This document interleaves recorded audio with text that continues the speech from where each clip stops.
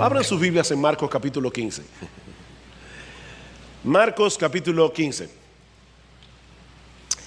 Dice los primeros 15 versículos: muy de mañana los principales sacerdotes prepararon enseguida una reunión con los ancianos, los escribas y todo el concilio, y atando a Jesús le llevaron y le entregaron a Pilato. Pilato le preguntó: ¿eres tú el rey de los judíos? Respondiendo él le dijo: tú lo dices. Y los principales sacerdotes le acusaban de muchas cosas. De nuevo Pilato le preguntó diciendo: ¿no respondes nada? Mira de cuántas cosas te acusan. Pero Jesús no respondió nada más, de modo que Pilato estaba asombrado. Ahora bien, en cada fiesta él acostumbraba a soltarles un preso, el que ellos pidieran, y uno llamado Barrabás había sido encarcelado con los sediciosos que habían cometido homicidio en la insurrección. Y subiendo la multitud comenzó a pedirle que hiciera como siempre les había hecho. Entonces Pilato les contestó diciendo: ¿queréis que os suelte al rey de los judíos? Porque sabía que los principales sacerdotes le habían entregado por envidia. Pero los principales sacerdotes incitaron a la multitud para que le pidiera que en vez de Jesús les soltara a Barrabás. Y Pilato, tomando de nuevo la palabra, les decía: ¿qué haré entonces con el que llamáis el rey de los judíos? Ellos le respondieron a gritos: crucifícale. Y Pilato les decía: ¿por qué? ¿Qué mal ha hecho? Y ellos gritaban aún más: crucifícale. Y Pilato, queriendo complacer a la multitud, les soltó a Barrabás, y después de hacer azotar a Jesús, le entregó para que fuera crucificado. Cuando comienza un nuevo año, es muy común, ¿verdad?, que los pastores aprovechemos la oportunidad para traer algún mensaje que sea apropiado para la ocasión, que nos ayude a evaluar lo que ha pasado en los meses anteriores, que nos ayude a poner en perspectiva los meses venideros. Y de hecho, debo confesar que cuando estaba meditando y orando acerca de este primer sermón que iba a predicar en este primer culto del año, algunos textos me vinieron a la mente. De hecho, quizás el que más tenía en mi corazón era: deleítate en el Señor y Él te concederá las peticiones de tu corazón. Decía, un buen texto para comenzar el año. Deleítate en el Señor, Él te concederá las peticiones de tu corazón, porque estás deleitándote en Él. Pero después de pensarlo, decidí continuar con la serie de mensajes expositivos en el Evangelio de Marcos. Y la razón que me movió a hacer esto es que esta porción que nos toca predicar en el día de hoy no es un simple relato histórico, no es un simple recuento de lo que sucedió ese viernes en la mañana cuando Pilato compareció delante de Jesús compareció delante de Pilato para ser juzgado, sino más bien una sorprendente ilustración del Evangelio. Eso es lo que nosotros tenemos en este pasaje. Y qué mejor manera, ¿verdad?, puede haber que comenzar el año poniendo delante de nosotros el inmensurable y redentor amor de Dios en Cristo. Ahora, como tuvimos que suspender esta serie durante todo el mes de diciembre, permítanme recordarles brevemente dónde nos encontramos en este momento.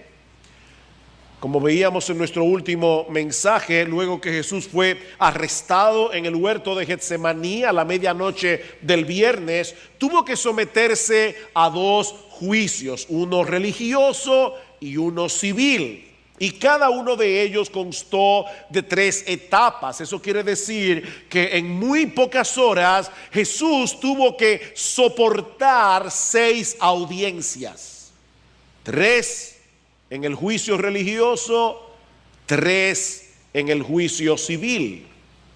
En el juicio religioso compareció primero ante el sumo sacerdote Anás, luego ante el Sanedrín completo en casa de Caifás y otra vez ante el mismo concilio justo antes del amanecer, que es el que Marcos menciona en el versículo 1 del capítulo 15. Mientras que en el juicio civil, primero Jesús compareció delante de Pilato, luego compareció delante de Herodes y luego tuvo que comparecer ante Pilato una vez más para escuchar el veredicto final. En la primera parte del juicio religioso, en la madrugada del viernes, Jesús fue declarado culpable de blasfemia. Y por lo tanto los líderes religiosos de la nación dijeron que él era digno de muerte. Eso sucedió en casa de Caifás alrededor de las 3 de la mañana. Ahora, ese veredicto de culpabilidad no era válido hasta que fuera ratificado por el Sanedrín en las primeras horas de la mañana, ya que según la jurisprudencia judía no era legítimo llevar a cabo durante la noche un juicio que pudiera concluir en pena de muerte para el acusado, como de hecho era el caso. Y es por eso que en el capítulo 15 de Marcos vemos que Jesús tuvo que comparecer una vez más ante el Sanedrín. Ese es mi primer encabezado en la mañana de hoy. Jesús de nuevo ante el Sanedrín. Dice en el versículo 1, muy de mañana, los principales sacerdotes prepararon enseguida una reunión con los ancianos, los escribas y todo el concilio, y atando a Jesús, le llevaron y le entregaron a Pilato. El Sanedrín en pleno estuvo presente en esa reunión que se llevó a cabo muy de mañana, probablemente a eso de las 6, y así poder legitimar el veredicto que había sido pronunciado unas horas antes. Esto es increíble, ¿verdad? Con razón Jesús dijo una vez de los líderes religiosos de Israel que ellos colaban un mosquito y se tragaban un camello. A ellos no les importaba mentir para ejecutar a un inocente, siempre y cuando se aferraran lo más posible a la letra de la ley. Ese es el problema del legalismo, ¿verdad? Los legalistas dan prioridad a las cosas de menor importancia y al mismo tiempo dejan de lado lo que verdaderamente importa. Llenar los requisitos legales era extremadamente importante. Matar a un inocente y mentir, eso no le molestaba la conciencia. Así que se reunieron temprano el viernes en la mañana para ratificar el veredicto y poder llevar a Jesús delante de Pilato. Y ellos tenían obviamente la esperanza de que Pilato fuera rápido en el juicio, porque ellos necesitaban matar a Jesús temprano para luego guardar el sábado. Que Pilato dictara sentencia, que Jesús fuera crucificado antes de la caída del sol y así poder guardar el sábado. Nosotros tuvimos la oportunidad de estar un sábado en Israel en estos días. Y para Gloria y para mí fue interesante, por un lado, ir al templo de Jerusalén, a la muralla donde los judíos se reúnen, los judíos ortodoxos, a esperar la llegada del sábado. Y de verdad nos llamó la atención ver la algarabía de los jóvenes, los viejos, todos ellos danzando allí en el muro de las lamentaciones mientras esperaban con regocijo la llegada del día de reposo. Pero luego fuimos a comer a la casa de una familia judía, ortodoxa, que nos invitó a participar con ellos en el sábado y tener la cena del día de reposo. Y la verdad es que debo decir que nos impactó ver el amor, ver la disposición de ellos de compartir su mesa. Lo que voy a decir ahora, una cosa no quita la otra. Pero una cosa que nos llamó la atención es que antes de llegar a la casa del rabino, porque era un rabino judío, y antes de llegar a su casa nos dieron instrucciones. Por ejemplo, teníamos que tener cuidado al entrar al baño, porque la luz seguramente iba a estar encendida y no debíamos apagarla, porque si nosotros apagábamos la luz, entonces ya no podía ser encendida otra vez. porque eso era una violación del sabbat. Así que nos decían, tienen que dejar la luz prendida, no la apaguen, porque no se va a poder prender otra vez. No saquen el celular, no se atrevan a tomar fotos. Eso es una violación del día de reposo. Eran bien cuidadosos con todo esto, y en el día de Jesús eran iguales. Cuidadosos con guardar hasta en el más mínimo detalle todo lo referente al día de reposo. Pero no tenían problemas en matar a un inocente. El Sanedrín se reúne y vuelven a ratificar la condena que habían pronunciado unas horas antes y deciden entregar a Jesús a Pilato. Y hermanos, aquí está la parte irónica de esta historia, que cuando ellos hicieron eso, sin darse cuenta y obviamente sin quererlo, ellos estaban confirmando la identidad de Jesús como el Mesías, porque ellos estaban cumpliendo al pie de la letra lo que Jesús había profetizado reiteradamente a sus discípulos que iba a suceder. He aquí subimos a Jerusalén, Marcos capítulo 10, versículo 33, y el Hijo del Hombre será entregado a los principales sacerdotes y a los escribas, los que estaban en la reunión, y lo condenarán a muerte y lo entregarán a los gentiles. Jesús está diciendo, se van a reunir los principales sacerdotes, los escribas, todo el concilio, el Sanedrín en pleno, me van a condenar y me van a entregar al poder civil de Roma. La misma palabra griega se usa en los dos pasajes. Entregaron a Jesús a Pilato. Mis hermanos, la cruz de Cristo no fue el plan B que Dios tuvo que introducir cuando los judíos decidieron rechazar a su Mesías. No, mis hermanos, ese siempre fue el plan A. El único plan posible para redimir y perdonar a pecadores culpables sin pasar por alto la justicia de Dios. Ustedes recuerdan el sermón de Pedro en Pentecostés, los que están siguiendo el plan de lectura bíblico de 2 años, ¿lo leyeron hace poco? El primer sermón de la historia de la iglesia. Y dice el apóstol Pedro a los judíos, varones israelitas, escuchad estas palabras: Jesús Nazareno, varón confirmado por Dios entre vosotros con milagros, prodigios y señales que Dios hizo en medio vuestro a través de él, tal como vosotros mismos sabéis.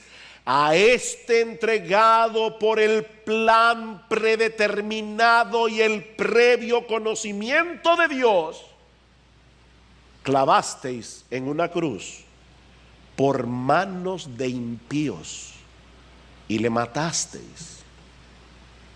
¿Qué sermón? Ustedes lo hicieron.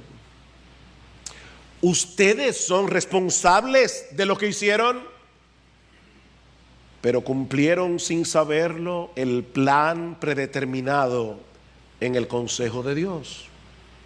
Y en ese sentido, también no deja de ser irónico ese detalle que Marcos incluye en el versículo 1. Ataron a Jesús y le llevaron delante de Pilato. Jesús fue atado delante de Pilato.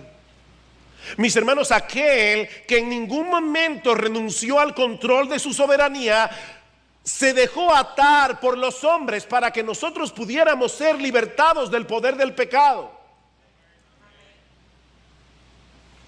El Todopoderoso se hizo débil en su encarnación.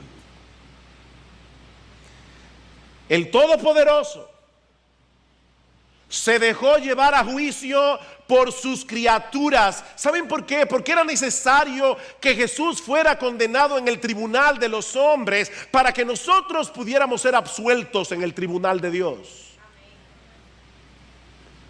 Eso era necesario, no había otra manera. Y el poder humano del que dependía el veredicto final sobre el caso Jesús, en ese momento de la historia estaba en manos de Roma. Y eso nos lleva a nuestro segundo encabezado. Ya vimos Jesús ante el Sanedrín, Veamos ahora en segundo lugar Jesús ante Pilato, el procurador romano. Un documento de la época señala a Poncio Pilato como un hombre inflexible, falto de misericordia y obstinado.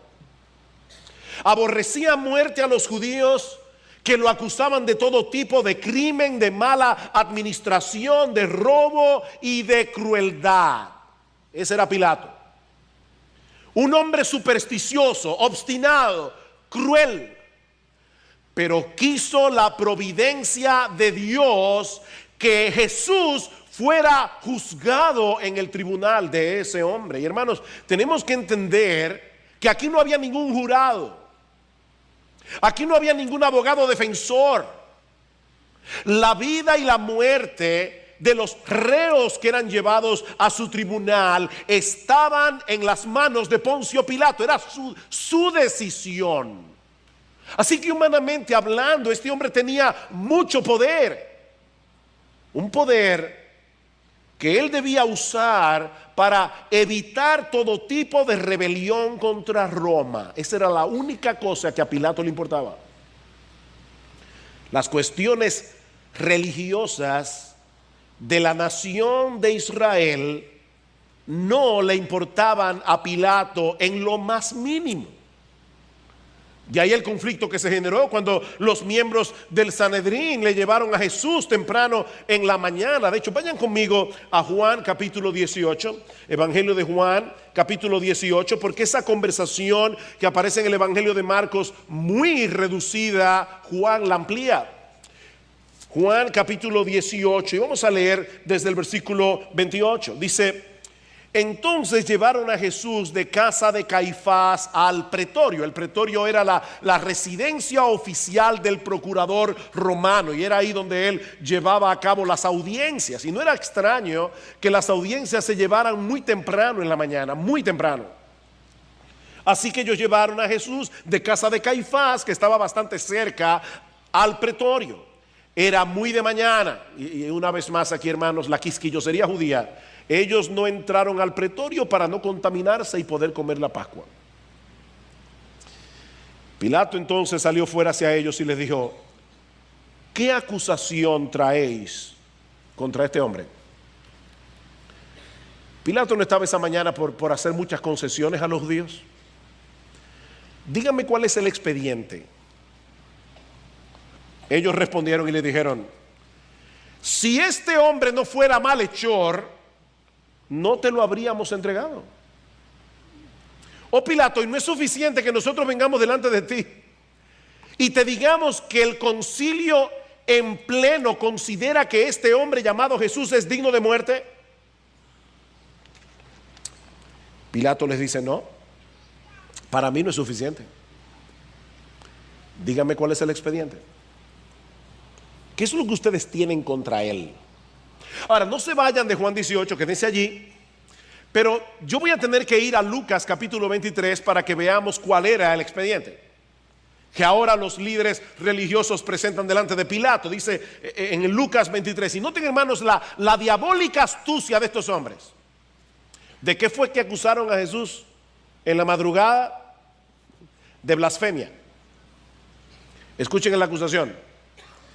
Toda la asamblea de ellos se levantó y llevaron a Jesús ante Pilato y comenzaron a acusarle diciendo: hemos hallado que éste pervierte a nuestra nación, prohibiendo pagar impuesto al César y diciendo que él mismo es Cristo, un rey. La blasfemia no se mencionó. Hay tres acusaciones básicas aquí. Por un lado, Cristo pervierte la nación. En otras palabras, ellos están presentando a Jesús como un individuo que representaba un peligro para Roma, un sedicioso, un revolucionario, alguien que en cualquier momento podía poner en peligro el orden establecido, como si a los judíos les importara conservar el poder de Roma sobre ellos, ¿verdad? Ahora, no olviden que es a ese Jesús en quien tú y yo decimos creer, ¿verdad? a quien nosotros decimos seguir. Y si a él lo acusaron de pervertir la nación, ¿por qué a nosotros nos sorprenden de las acusaciones que se hacen contra nosotros?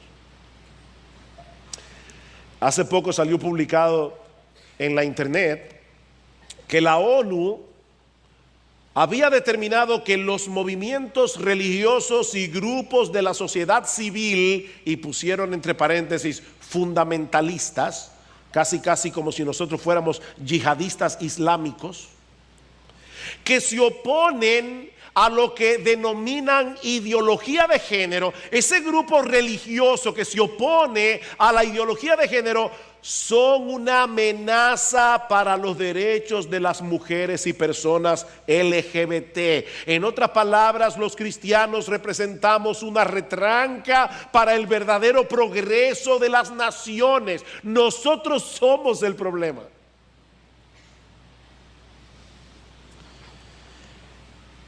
Ese es el precio que tú y yo tenemos que pagar si decimos ser cristianos. Mira, si tú no quieres problemas en tu vida, no sigas a Cristo. Te va a costar el infierno. Pero si tú no quieres problemas en esta vida, yo no te voy a mentir, yo no te voy a decir ven a Cristo y todos tus problemas se van a solucionar. No, ven a Cristo a pesar de que probablemente vas a tener más problemas que antes, pero vale la pena como quiera. Ese es el precio de seguir a Jesús. Porque eso fue lo que hicieron con nuestro Señor hace 2000 años. Y nosotros no somos mejores que Él. Este pervierte a la nación, porque para colmo Pilato, este hombre prohíbe a sus seguidores que le paguen tributo al César. ¡Qué barbaridad! ¿Ustedes recuerdan la conversación de Jesús el martes? O sea, 3 días antes de esa misma semana, cuando los judíos vinieron y dijeron: maestro bueno, nosotros sabemos que tú eres un hombre imparcial y que tú no te cuidas de los hombres porque tú predicas con verdad la palabra de Dios, y nosotros tenemos un dilema: ¿debemos pagar impuestos al César o no? Y Jesús le dice: déjeme ver una moneda, un denario. ¿De quién es esta imagen? Del César. ¿De quién es la inscripción? Del César. Denle al César lo que es del César y a Dios lo que es de Dios. Pero estos hombres no tienen ningún problema en 3 días después mentir en el tribunal de Pilato, porque, como bien ha dicho alguien, no juegue con la cartera de la gente. Alguien decía: no hay un animal más nervioso que $1.000.000. Tú puedes tocar lo que quieras, pero no toques el dinero. Y aquí evidentemente le está diciendo: óyeme, si este hombre tiene éxito en su revolución, Roma va a tener problemas para poder colectar los impuestos. Y en tercer lugar, este hombre no solamente representa una amenaza para la paz, este hombre no solamente representa una amenaza para la economía, para colmo de males, él afirma ser nuestro Mesías. Él afirma ser un rey. Pilato, en cualquier momento, este hombre puede llegar a Judea con una turba armada y reclamar el trono de David, estableciendo en Judea un gobierno que no reconoce al César como nuestro legítimo rey. Eso es lo que está en el trasfondo de la pregunta de Pilato en Marcos capítulo 15 versículo 2. Y no se vayan todavía de Juan 18, pero recuerden la pregunta: ¿eres tú el rey de los judíos? ¿Ven de dónde vino la pregunta? ¿Eres tú el rey de los judíos? Ahora, una vez más, Juan nos brinda una versión más amplia. Noten el versículo 33. Entonces Pilato volvió a entrar al pretorio y llamó a Jesús y le dijo: ¿eres tú el rey de los judíos? Y es interesante notar aquí el orden de las palabras, porque en realidad lo que el texto griego dice es: tú, enfáticamente, tú eres el rey de los judíos. Como diciendo: por favor, Jesús, no seas ridículo. De verdad, tú, que estás atado delante de mí, un procurador romano, ¿tú crees que eres el rey de los judíos? Ahora, esta pregunta de Pilato no permitía una respuesta simple. Jesús no podía decir sí, ni podía decir no, porque depende del concepto de rey que Pilato tenía en su mente. ¿Eres tú el rey de los judíos? Depende. Versículo 34, Jesús le respondió, ¿eso lo dices por tu cuenta o porque otros te lo han dicho de mí? En otras palabras, si lo que me estás preguntando es si yo pretendo ser un rey político que conspira contra el César, mi respuesta es no, yo no soy esa clase de rey. Ahora, si de motu propio me estás preguntando si en verdad yo soy rey en algún sentido, mi respuesta sería que sí. Debes aclararme a qué te refieres. Versículo 35, Pilato respondió, ¿acaso soy yo judío? Tu nación y los principales sacerdotes te entregaron a mí. ¿Qué has hecho? Es tu propia nación la que te ha entregado. Mi papel aquí es limitarme a averiguar si has cometido algún crimen contra el poder romano que merezca la pena de muerte. Versículo 36. Jesús respondió, mi reino no es de este mundo. Si mi reino fuera de este mundo, entonces mis servidores pelearían para que yo no fuera entregado a los judíos, mas mi reino no es de aquí. ¿Ven el punto, hermanos? Jesús está diciendo ciertamente, yo soy un rey, porque él tiene un reino. Yo soy un reino, yo soy un rey, pero Pilato, mi reino no es de este mundo, mi reino no es terrenal. Si yo tuviera el interés de implantar un reino terrenal, me hubiera dedicado a reclutar soldados que defendieran mi integridad física. Pero es evidente, Pilato, que yo no he hecho eso. Mi reino no es de aquí. Pero no solamente eso, Pilato, lo más importante es que en mi reino mi poder y autoridad es ejercido sobre los corazones de aquellos que escuchan, aman y obedecen la verdad. Noten el versículo 37. Pilato entonces le dijo, ¿así que tú eres rey? Jesús respondió, tú dices que yo soy rey. Para esto yo he nacido y para esto he venido al mundo, para dar testimonio de la verdad. Todo el que es de la verdad escucha mi voz. Pilato, mi reino es un reino muy distinto al que tú tienes en tu mente. Es un reino donde la verdad gobierna el corazón de los hombres. Y es ahí donde Pilato le hace a Cristo la famosa pregunta, versículo 38. Pilato le preguntó, ¿qué es la verdad? Y debemos suponer que Pilato no estaba esperando una respuesta. Pero algo sí había quedado claro en su mente. Jesús no era peligroso para el imperio y debía ser absuelto. Así que Pilato sale de nuevo al patio del pretorio y declara la inocencia del Señor. Versículo 38 en la mitad. Y habiendo dicho esto, salió otra vez a donde estaban los judíos y les dijo, yo no encuentro ningún delito en él. Esta frase es importante. Recuerden, aquí no hay jurado, aquí no hay abogado, aquí no hay fiscal, todo depende de lo que diga Pilato. Y él está diciendo aquí, yo no encuentro ningún delito en este hombre. Y ahora debemos volver a Marcos capítulo 15 para continuar la historia. Marcos capítulo 15. Dice en el versículo 3 que cuando Pilato declara la inocencia de Jesús, los principales sacerdotes seguían acusándole de muchas cosas. Y de nuevo Pilato le preguntó diciendo, ¿no respondes nada? Mira de cuántas cosas te acusan. Pero Jesús no respondió nada más. De modo que Pilato estaba asombrado.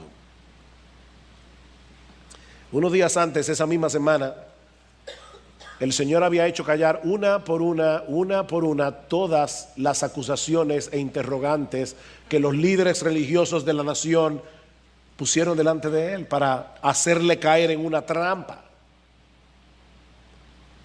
Pero ahora Jesús decide no defenderse. Y Pilato se asombra del silencio de Jesús, porque en lo poco que ha conversado con él, para Pilato era más que evidente que ese silencio no era por falta de argumento. Jesús sabía qué responder. Déjame hacerte una pregunta. ¿Tú sabes por qué Jesús no se defendió de las acusaciones que se hicieron contra él? Porque a pesar de ser inocente, en la cruz del Calvario iba a representar a un montón de personas que no lo eran. Ese silencio de Jesús fue sublime. Jesús se cayó la boca por ti y por mí. Por ti y por mí. Aquí se cumplían las palabras de Isaías 53. Fue oprimido y afligido, pero no abrió su boca. Como cordero que es llevado al matadero, y como oveja que ante sus trasquiladores permanece muda, no abrió su boca. Mi hermano, Cristo guardó silencio por ti y por mí. A estas alturas del juicio, Pilato está buscando la manera de evitar la condena de Jesús, pero no le está resultando fácil lidiar con la animadversión de los judíos, que según el Evangelio de Lucas insistían en el hecho de que Cristo alborotaba al pueblo, enseñando por toda Judea, comenzando desde Galilea hasta aquí. Cuando Pilato oyó la palabra Galilea, se le iluminaron los ojos, porque él era procurador de Judea y de Samaria. Herodes era el procurador de Galilea, y providencialmente, por causa de la fiesta de la Pascua, Herodes había bajado a la ciudad de Jerusalén. Así que Pilato ve aquí por fin una puerta para librarse del caso de Jesús. Así que envía a Jesús a donde Herodes. Herodes interroga a Jesús y se lo devuelve a Pilato diciendo: yo no encuentro ningún delito en este hombre. Pero ellos continúan insistiendo en que Jesús debe ser condenado, por lo que Pilato decide jugar una última carta: poner al pueblo a elegir entre la liberación de Jesús y la de un preso famoso, como dice uno de los evangelios, llamado Barrabás. Y eso nos lleva a nuestro tercer encabezado, y en cierto modo al clímax de esta historia. Ya vimos Jesús ante Pilato, ante el Sanedrín, Jesús ante Pilato. Veamos ahora en tercer lugar Jesús ante la multitud. Versículo 6. Ahora bien, en cada fiesta él acostumbraba soltarles un preso, el que ellos pidieran. Y uno llamado Barrabás había sido encarcelado con los sediciosos que habían cometido homicidio en la insurrección. Y subiendo la multitud, comenzó a pedirle que hiciera como siempre les había hecho. Entonces Pilato les contestó diciendo: ¿queréis que os suelte al rey de los judíos? Y la pregunta parece implicar que él esperaba recibir una respuesta afirmativa, porque sabía que los principales sacerdotes le habían entregado por envidia. ¿Qué hacemos? ¿Soltamos a Jesús o soltamos a Barrabás?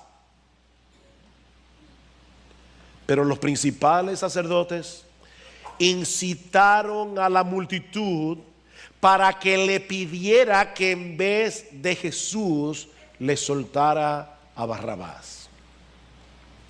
Durante la fiesta de la Pascua se acostumbraba a concederle el indulto a un reo convicto, el que el pueblo quisiera.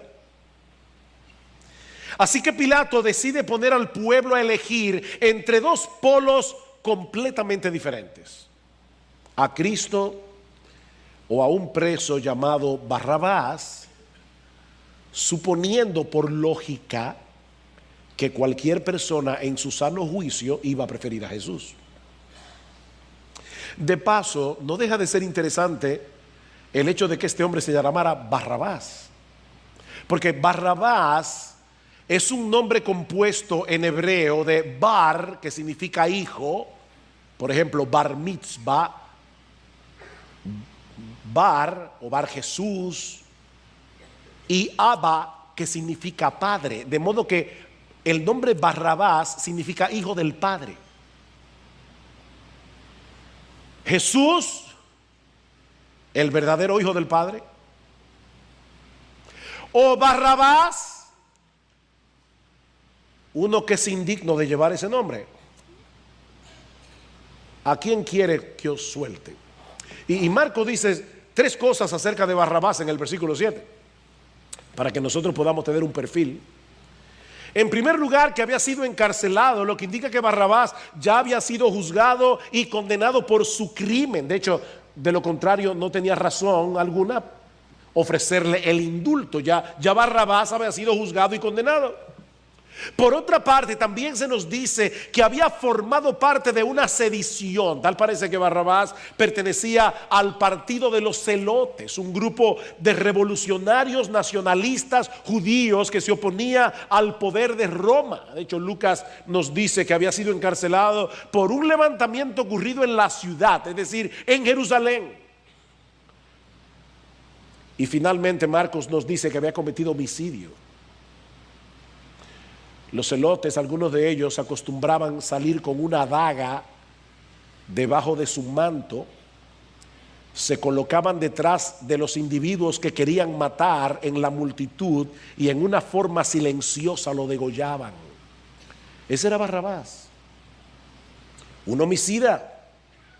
Y Juan le añade al expediente que también era ladrón. Era todo un personaje. Si había alguien que en verdad representaba un peligro tanto para Roma como para los judíos, era Barrabás, no Jesús. De manera que la elección que Pilato puso delante del pueblo no podía ser más polarizada. El inocente y sublime Hijo de Dios por un lado y una verdadera amenaza para la sociedad por el otro. Uno que vino a dar vida y otro que vino a quitarla. Uno que quería iniciar por la fuerza una revolución armada y otro que quería implantar una revolución espiritual que comienza cambiando al hombre desde dentro por medio del amor y la verdad.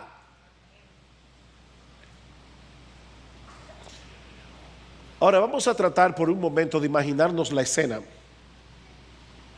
Barrabás sabe que le queda poco tiempo de vida. De hecho, muchos comentaristas creen que es muy probable que la cruz en la que fue crucificado Jesús estuviera reservada para Barrabás. Por eso Pilato mencionó su nombre de inmediato.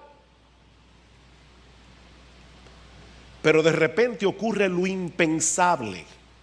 En un recurso desesperado para que suelten a Jesús, Pilato decide conectar ambos casos, de tal manera que la condena de uno implica la absolución del otro.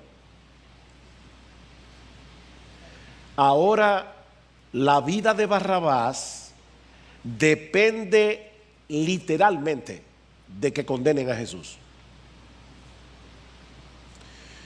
Dice en el versículo 10 que Pilato sabía que los principales sacerdotes le habían entregado por envidia. Él estaba convencido de la inocencia de Jesús y de la culpabilidad de Barrabás. Pero los líderes religiosos de Israel habían incitado a la multitud para que le pidiera a Pilato que en vez de Jesús le soltara a Barrabás. ¿Ustedes recuerdan cuando Pedro sanó a un cojo de nacimiento en Hechos capítulo 3? También lo leyeron hace poco algunos. Y Pedro aprovecha la ocasión y predica un sermón en el pórtico de Salomón. Escuchen lo que dice Pedro en una parte de este sermón. El Dios de Abraham, de Isaac y de Jacob, el Dios de nuestros padres. A mí me chocó cuando leí eso hace poco porque estaba estudiando el pasaje de Marcos. El Dios de nuestros padres ha glorificado a su siervo Jesús, al que vosotros entregasteis y repudiasteis en presencia de Pilato cuando éste había resuelto ponerlo en libertad. Mas vosotros repudiasteis al santo y al justo y pedisteis que se os concediera un asesino y disteis muerte al autor de la vida, al que Dios resucitó de entre los muertos, de lo cual nosotros somos testigos. Pilato había resuelto poner a Jesús en libertad, pero ellos se habían empeñado en hacerlo morir. Preferimos que nos sueltes a Barrabás. ¿Qué haré entonces con el que llamáis el rey de los judíos?, le pregunta Pilato, porque yo solo puedo soltar a uno de los dos. ¿Qué hago con Jesús? Y ellos respondieron a gritos: crucifícale. Miren, hermanos, en el Museo de Israel, y perdonen que vuelva a traer a colación este tema, hay un objeto que me destrozó el alma. Encerrado en una cúpula de cristal, ellos tienen un clavo que sacaron de una tumba del primer siglo. Obviamente no es el de Jesús, y ellos no dicen que es el de Jesús, y van a ver por qué no es el de Jesús, pero un clavo que sacaron de una tumba del primer siglo de un hombre que fue crucificado, y todavía tenía un pedazo del talón pegado al clavo, y abajo un dibujo de cómo crucificaban a los hombres en aquella época. Hermanos, esto es horrible, esto es horripilante. Y eso fue lo que estos hombres pidieron: nosotros queremos que tú lo crucifiques. Y Pilato les decía: ¿por qué? ¿Qué mal ha hecho? Y ellos gritaban aún más: crucifícalo.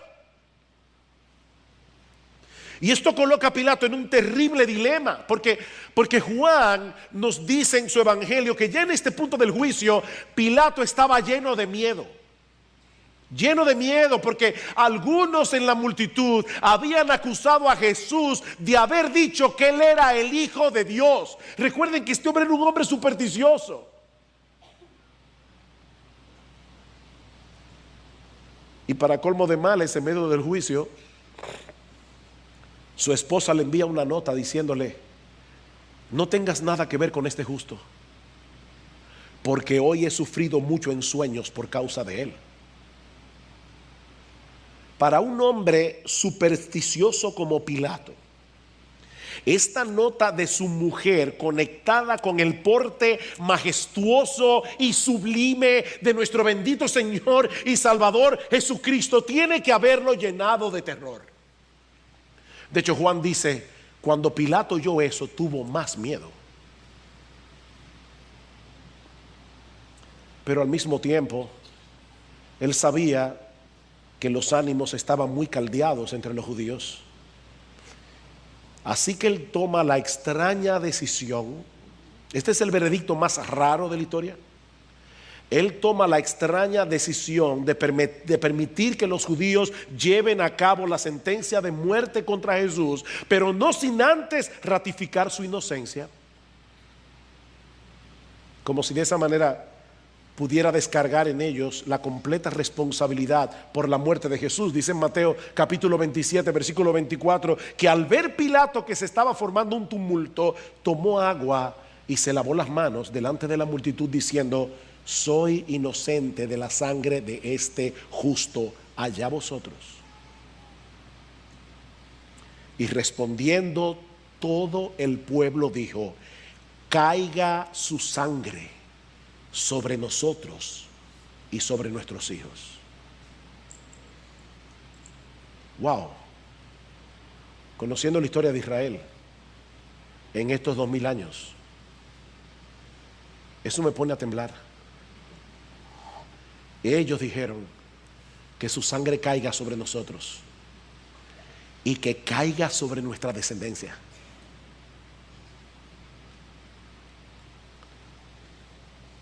Marcos 15:15, Pilato queriendo complacer a la multitud. Y miren, cuando ya después de esa frase no podemos esperar nada bueno.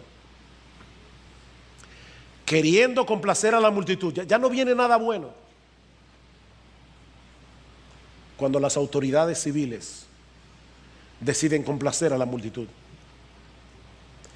Queriendo complacer a la multitud, le soltó a Barrabás y después de hacer azotar a Jesús, le entregó para que fuera crucificado.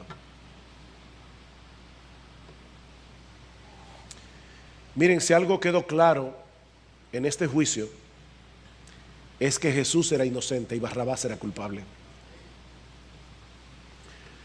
Pero el inocente fue condenado. Y por ese extraño veredicto, el culpable fue absuelto. ¿Saben que en el más literal sentido del término, ese viernes en la mañana, Jesús dio su vida en lugar de Barrabás? Yo no estoy diciendo que Barrabás fuera salvo. No. De hecho, si Barrabás no se arrepintió, no creyó en Cristo, se condenó. Lo que estoy diciendo, mis hermanos, es que Dios orquestó las cosas de tal manera que la condena de Jesús implicaría la absolución de Barrabás, para dejarnos en esa historia una perfecta ilustración del Evangelio. El justo muere por los injustos.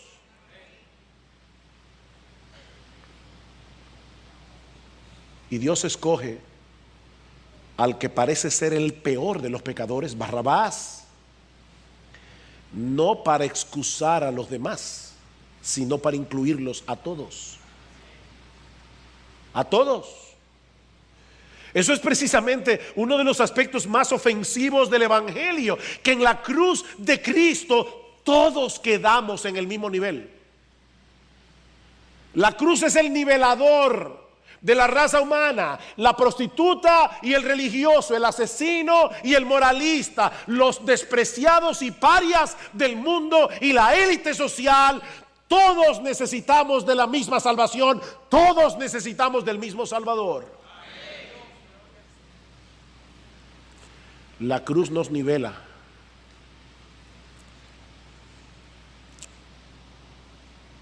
Déjame hacerte una pregunta. ¿Quién es peor en esta historia? ¿Barrabás o los líderes religiosos de la nación que lo escogieron en lugar de Jesús? ¿Quién es peor? ¿Alguna vez te has preguntado por qué los sacerdotes y los escribas sentían tanto odio y tanto desprecio hacia la persona de Jesús? ¿Qué era lo que Jesús había hecho que había levantado tanto rencor contra él? ¿Cuál fue su crimen? La respuesta es muy sencilla. Exponer la realidad. Este fue el crimen de Jesús. El crimen de Jesús. Exponer la realidad de que detrás de esa fachada religiosa de los escribas, los fariseos, había un corazón dañado por el pecado.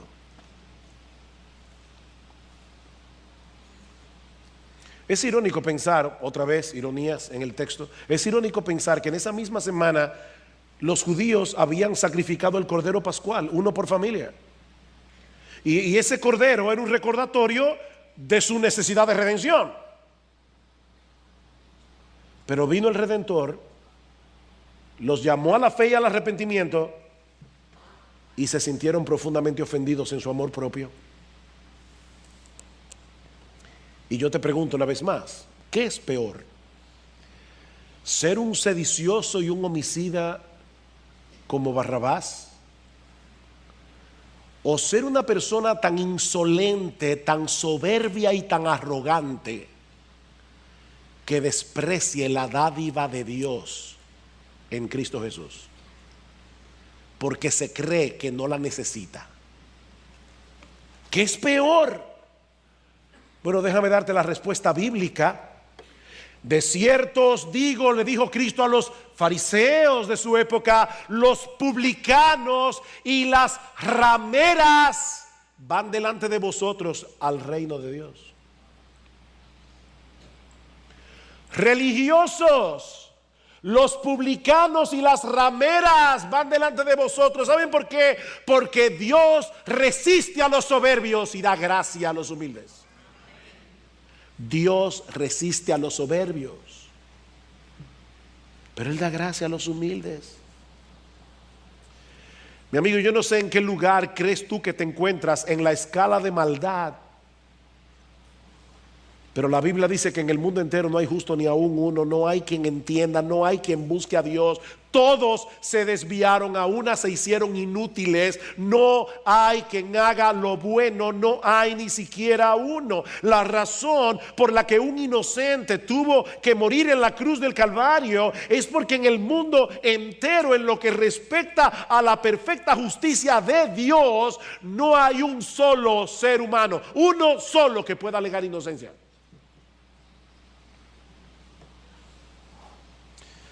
Mira, mi amigo, créeme, en el tribunal de Dios, nadie en su propio derecho va a obtener un veredicto de no culpabilidad. Nadie.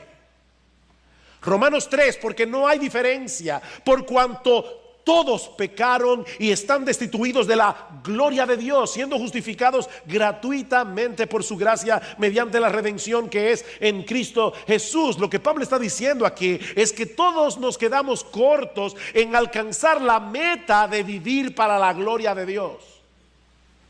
Para eso fuimos creados. Pero todos nos quedamos cortos. La buena noticia es que todos pueden ser justificados. Todos pueden ser declarados justos en el tribunal de Dios gratuitamente por gracia, sobre la base de la muerte sustitutiva de Cristo en la cruz del Calvario. El justo murió por los injustos para llevarnos a Dios. Como decía hace un momento, la cruz es el gran nivelador de la raza humana. Todos son culpables, pero todos son igualmente redimibles. Todos pueden ser igualmente perdonados, todos, si vienen a Cristo en arrepentimiento y fe. Oh, mi amigo, Dios te trajo esta mañana a este lugar. Dios te trajo para que escucharas el Evangelio. Confía, descansa enteramente en ese justo que murió por los injustos. Y la Biblia dice que hoy recibirás el perdón de todos tus pecados. Hoy recibirás gratuitamente por gracia el don de la vida eterna, solamente por confiar en Cristo Jesús. Pero no quisiera concluir sin traer unas palabras de aplicación a todos aquellos que ya han puesto su confianza en Cristo Jesús. Esta tarde estaremos celebrando juntos la Cena del Señor y vamos a hacer memoria del alto precio que Cristo estuvo dispuesto a pagar para salvarnos. Déjame darte un consejo y ojalá lo sigas. Primero, obviamente, no dejes de estar aquí esta tarde celebrando junto con tu iglesia la Cena del Señor. Pero por otra parte, prepara tu corazón meditando en esta porción del Evangelio de Marcos, contemplando este juicio a través de los ojos de Barrabás y mirándote a ti mismo en ese espejo. Un gran predicador del siglo XX llamado Donald Grey Barnhouse dijo lo siguiente acerca de Barrabás, y con estas palabras termino. Él fue el único hombre en el mundo que podía decir que Jesucristo tomó su lugar físico, pero yo puedo decir que Jesucristo tomó mi lugar espiritual, porque era yo quien merecía morir. Era yo quien merecía que la ira de Dios se derramara sobre mí. Era yo el que merecía el castigo eterno del lago de fuego. Pero Él fue entregado por mis ofensas, fue entregado a juicio por mis pecados. Cristo fue mi sustituto, estaba satisfaciendo la deuda de la justicia divina y la santidad.